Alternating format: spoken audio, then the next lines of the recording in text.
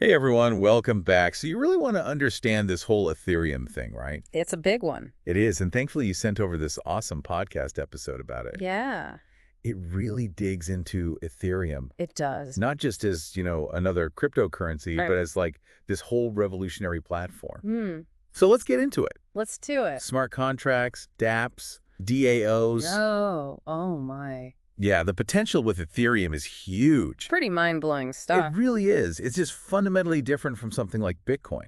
Yeah, that's one thing that really stood out to me. Bitcoin's, mostly about value and payments. Very digital gold. Exactly, Yeah. digital gold. But Ethereum, Like a platform. yeah, it's a platform for building applications. Like a decentralized app store. That's a great way to think about it, yeah. Right. Where anyone can create and deploy programs. Wow. Okay, so I'm still trying to grasp this whole smart contracts thing. Sure. What makes them so smart? Well, think of it this way. They're like self-executing contracts. But written in code, so no more middleman Ah, I see. for all kinds of transactions. Okay, yeah, give me an example. Okay, say you're buying insurance. Mm-hmm. You'd normally go through a big company, right? Right, tons of paperwork. Exactly.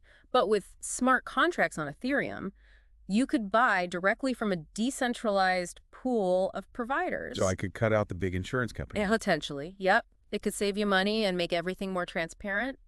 That's amazing. So this Ether thing, or ETH, it's not just another currency, right? Right, it's more than that. It's what keeps the whole Ethereum network running. Yeah, you got it. It's the fuel for the whole engine. Gotcha. You use ETH to pay for transactions and to execute those smart contracts we were talking about. Okay, makes sense. If we didn't have ETH, the platform would just stop working. I see. It's like the gas that powers the car. Perfect analogy.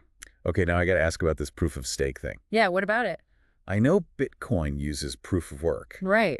and there's so much talk about how much energy it uses.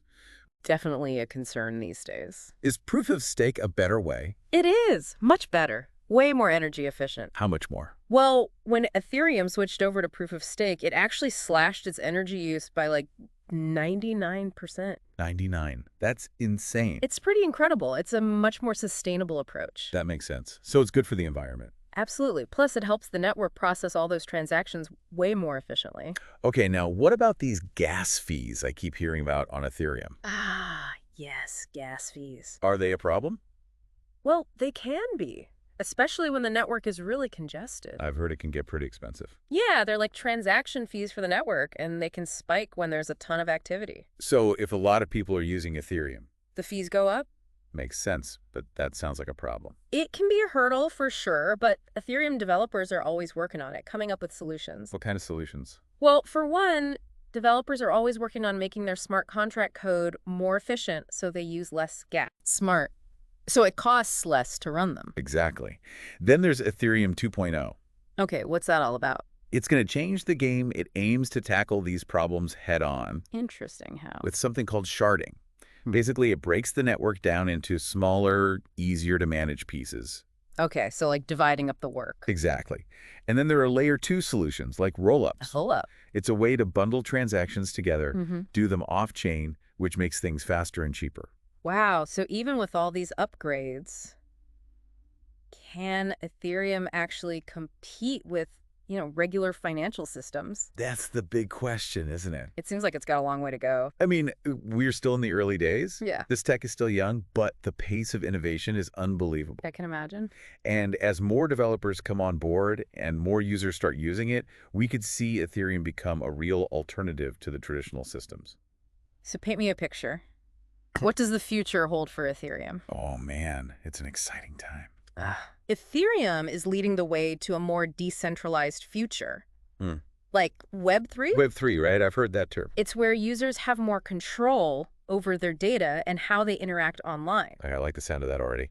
Imagine a world where we don't have to rely on these big tech companies or financial institutions as much. Interesting.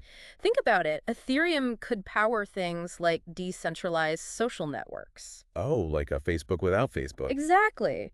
Or secure voting systems. Even revolutionize supply chains. Wow, that's a lot. It is, and it's just scratching the surface. Okay, so let's bring it all home. Okay. Ethereum. Duh. It's way more than just another cryptocurrency. Just said it. It really has the potential to change how we think about trust, security, and decentralization Hmm? across so many different applications, Hmm. and that's what's so exciting about it. Absolutely. So I'm curious, after this deep dive into Ethereum, what application of this technology really gets you thinking? That's a good question. There are just endless possibilities. There really are. It's such a vast landscape. Yeah, Yeah. lots to think about. All right, everyone. Until next time. See you next time.